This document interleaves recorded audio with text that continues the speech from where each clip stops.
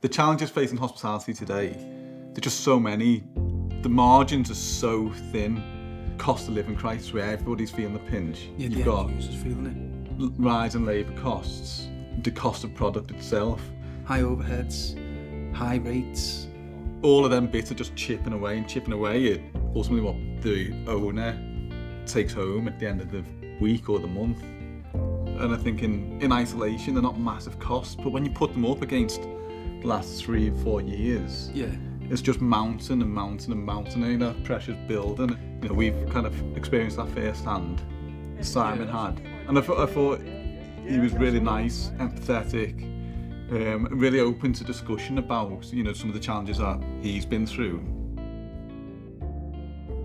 I never actually met Simon up until the event, but I must have spoke to him on the phone about 4 or 5 times. I first spoke to Simon when we got approached to do a consultancy gig, just for advice. I messaged him on Instagram, and this must be like 5 or 6 years ago, if not more. And he said, "Yeah, he got back to me within like a second. Here's my number, just call me." I was like, "That, oh God." He's going to get absolutely nailed, loads of DMs now. Yeah. Hey Simon, how'd you do this? Yeah. I called him, and you know, he's just dead sound. Yeah. You know, just such a sound fella. It's almost like he just wants to see everybody get on. When we said we'll start the guest chef events, which was probably like 2 months before we actually started them, I just thought, you know, I'll just message him straight away. He's the first person I messaged to. He was like, "Yep, not a problem. Book me in. Tell me what date I'm coming." So I thought, well, I'll pick a Wednesday because he's obviously busy on a Saturday, Sunday. He was just made up, yeah. He was made up to come down and support us. Oh, he's from Yeah, cool. Agile beers at Northcote, yeah. Right, yeah. Northcote to Liverpool. Yeah. But I thought just the openness to be able to chat to somebody and talk to somebody who's been through some of them bits. What's nice with Simon is it's like, I felt like I've known him for years. Yeah. He just came up and it's just like, you know, you could ask him anything.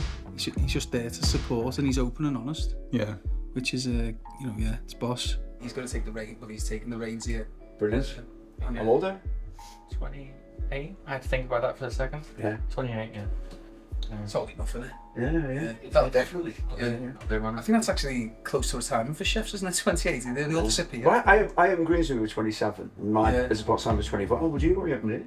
19. Yeah, you're crazy, isn't it? Yeah. In our starting point of being 19 and 21, you're able to just run at things and try things, and you've got no responsibility over your head. Yeah. When we were in that mode, we were able to so quickly try stuff, changing and switching things on and switching things off.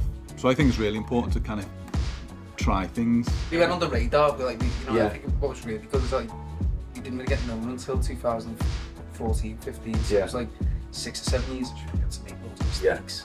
Yeah. Which was brilliant. Yeah. They then made another load of mistakes. I repeat. Yeah. You want them to be successful, you want them to work and to kind of generate enough money to sustain themselves. But in terms of like, what if it doesn't work? No one in hospitality knew what the new wage was going to be next year, or the percentages on that side. You can't see that as a mistake of your business failing. My old business model would have been flourishing, would have been working, you know. So if you have to close that business, then, for example, is that a mistake? It's probably the right thing to do. I think that's almost like the difference between a mistake and sometimes inevitability. So what have we got left to do? Push that. Fun. And then push it. You happy with the amount we've got out of that? I'd say it was a push. No one's ripping anybody off. Go halves on some of them. Yeah, exactly. No one's fault in a way. Customers can only afford so much. The restaurants have to charge so much, and you think it's gone up. It hasn't even gone up anywhere near enough where those guys are benefiting. Yeah. It's the pinch, isn't it? The pinch is Yeah. And there's a bigger picture of it all, really, which Yeah. needs to be spoken about.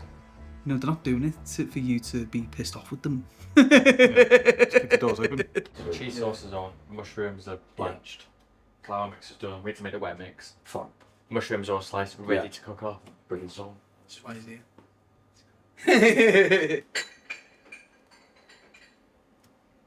we're going to do some quick maths again. Welcome to Kez's maths tutorial. 14 times by 3. 42. 47 doubled 94. 5, 96, 7, 8, 99, 100. 103. Tell you what, caught red-handed. Was that 103? It was good that like Simon bought James as well. James has been his sort of right hand for many years. Yeah, he's good, isn't he? Yeah, good cook. I could see him. It though, like makes you feel, you need to, it's like, God, I need to get in the gym. He's running around everywhere, you know, doing all sorts and still has time to go to the gym. I was like, how do you do that? I didn't notice. I was too busy getting everything ready. Yeah, I was like so I'm just trying to like. I could see him. I could see him in Kez just with the knowing nod of, Yeah. we've got this. Good job, Willie. You bees. I know what your theme of this video should be. The fact Ellis and Simon have got two guys doing stuff for them. So go and catch them around the corner on a barbecue with a beer. So you worked hard today there. Pushed it out. Been at it all day. And the sun's out, Ed. You got to be outside barbecuing, you know that. How did you find cooking the veggie menu? Because you've cooked a lot of vegetarian dishes. Yeah, I do love vegetarian food, to be honest. I don't know about yourself, I eat a lot of vegetarian stuff at home, you know. Yeah. Because it's not because I want to be healthy or anything, it's because I just enjoy it, you know. It's very ex-ace, isn't it? I love it. It's just so brilliant. Do you find veggie stuff is more important these days as well? Yeah, I think, I don't know, what do you think? I think like if you impacting big flavours into like a vegetarian dish is more skillful in a way. You know. Well, it's funny because whenever we have new people start at Greens, then I always reckon it takes a month at least until they understand why we do things. Because sometimes it's a different way of cooking, isn't it? You know, the way you approach flavours. I think people who've never cooked a lot of veggie food before, they still have that sort of meat and two veg mentality. And kind of veg and two veg doesn't work. Yeah, it does. Yeah. So I wasn't sure you were going to do all veggie. I thought you might have done, you know, non-veggie to go with Well, you know what it was? A lot of people were, when you've got their chefs up, you don't want to start changing all the menu, do you? Yeah. And a lot of people were saying, can you do vegetarian options? Yeah. So I have done a lot of vegetarian options for the other guest chefs. Yeah.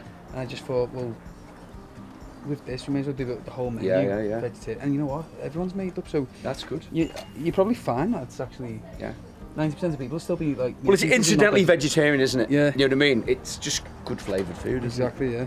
What I liked as well, because you brought the slider in. Yeah. I thought, right, I'm going to do the, you know, the buffalo sauce. Yeah. So it's like a little take on that buffalo wings. Yeah. Were you nervous at any point about having, was it 6 courses we done in the end? Yeah, I think we did 6 courses, yeah. Yeah, I wasn't nervous, no. Kez was. Is it too relaxed? Gets chaos, it's Liam's problem, innit? We're pretty alright, isn't it? You are? We good, innit? Just our cheese sauce. Which, Anything you're nervous about? you? Since? No, I'm not. Not really, no. I like the challenge of it. You know, I think it's you're thinking outside the box, and for me, again, it is trying to not put too much in and just showcase in a simple way the beauty of it. You know. Yeah. So I really enjoyed it. I think actually, it's probably one, if not the first event, I was actually really relaxed. Sorry, he's a man. So on the day, Simon and James were actually meant to come a day or two before. They had a few issues with certain staff issues and whatnot in Greens, so they couldn't come until the day. And on the way, James had his tyre pop in his car. Again, though, but you just get it done, don't you? It's like, we got there, he turns up, smashes all the prep out, and hey ho diddly-o. So tonight, it's the same as all the others, really. I say that no and a half, we haven't done one yet. What we haven't told is that Ellis and I have been practising our boy band kind of move, so we're ramming the butterfly and then letting it go. So we'll be doing that. Nothing's too serious, just going to enjoy ourselves. And It's rock and roll. Quote of the day, we're on a redemption arc. It's short and sweet. If it was easy, everyone would be doing it. It's not meant to be too easy. Have fun, everyone. We've got a flatbed on order. There'll be a reason, won't there? What that reason is, I don't know. That's a curveball, isn't it? If tonight was a guest chef night with Simon Women, now we're on a full service 12 to 8 plates menu. They're just very hungry. Oh. So they just ordered it. You got nuts on the bar. Yeah. You got nuts on the bar, Marius? Yeah. We have some nuts and Tuesday. It was the biggest event at that point, weren't it? I'd say so, yeah. I think we'd capped the first couple. That was the first time we'd let it go. So we had the 100 people in the tent, just over. We had live music on, which was the first time as well. Yeah, it was a nice touch.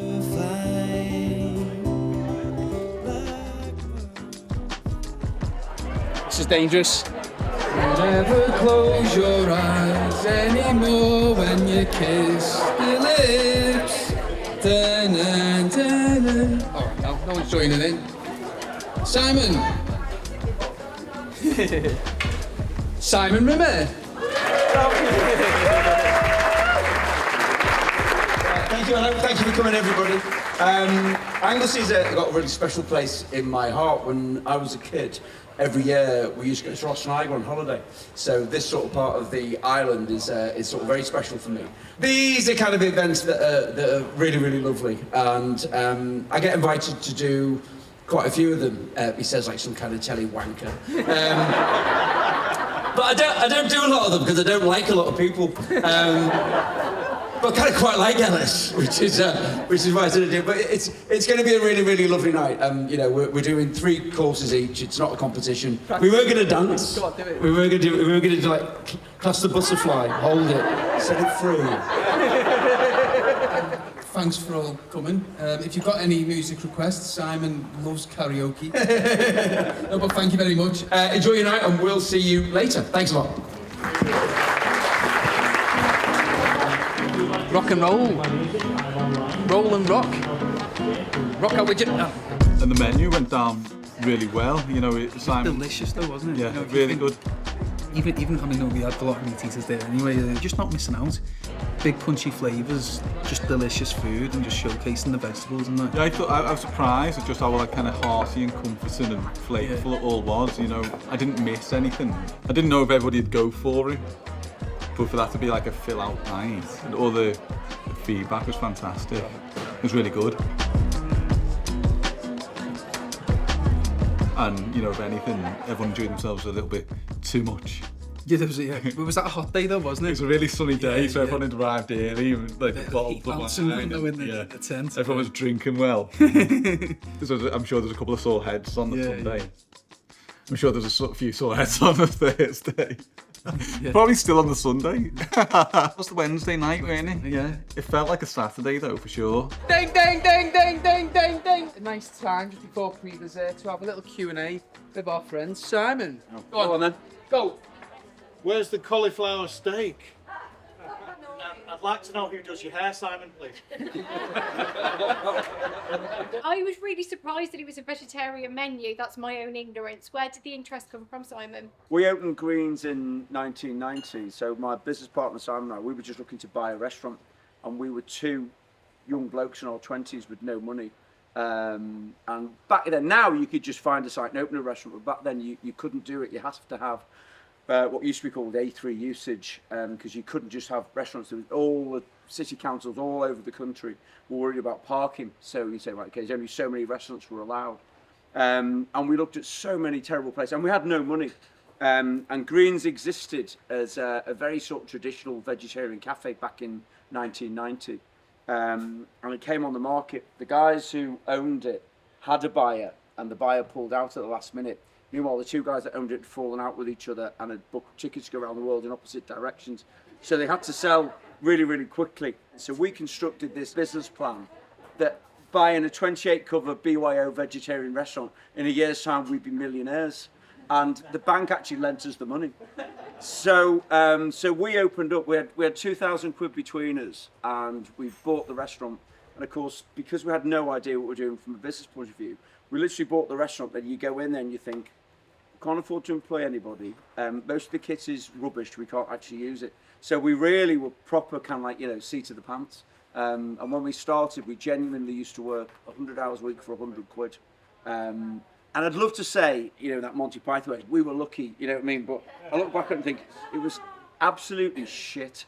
and I hated every minute of it, and I was absolutely knackered, but it kind of worked out. So it was almost by default rather than design that we sort of did veggie. It's great to be able to talk to somebody like Simon about his experiences, and then other people in the industry about theirs, whether they're longer in the tooth or kind of new to it. There's a really interesting conversation that could be had about the ideas and how different people are looking at the different challenges. Probably agree. When you start in hospitality, it used to be that chefs and businesses were very tight-fisted. They would never reveal anything. You'd never do this. You'd never think of asking another chef to come and do something. But now our industry, I think, is probably one of the most welcoming industries. And I think in times of trouble like it is at the moment, then we do all come together. There's going to be a lot of challenges come April again.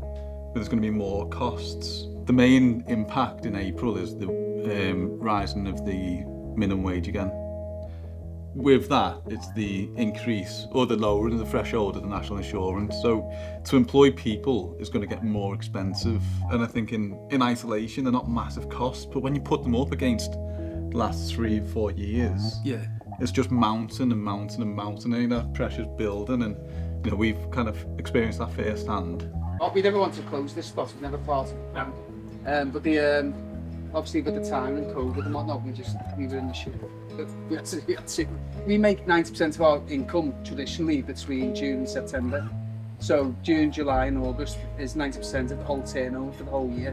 It's going to kind of challenge a lot of businesses, and especially people who are already struggling, which there are plenty of. Even just over the past few weeks, the amount of places that have closed that I know of, it's mad. Over winter, there's going to be more and more operators asking why are they in it. And for all of you for coming out and spending your holiday in cash to come to a night like this, it really, really does mean a lot. I think when you come to something like this, to see everybody's excitement for what we've done tonight is really, really lovely. Anyone who owns a restaurant, anyone who owns a business, if they're public figures or not, they're trying to do something.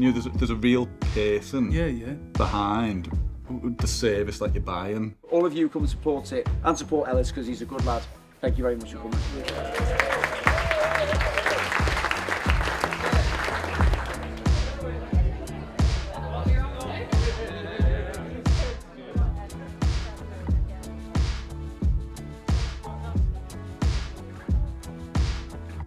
You subscribing?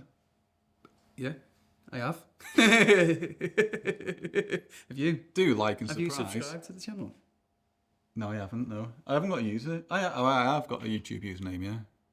It's actually a good way to comment on as yourself on our stuff. I saw your comments. Yeah. And what have I done wrong? I didn't read them. I saw them. I didn't go that far. I was just like, Ellis, oh yeah, I'll read the next one. Not bad. So if you would like to like and subscribe, I will read your comments. And so will Ellis. Ellis will comment as user Ellis234 something. Is it? I don't know. Like and subscribe.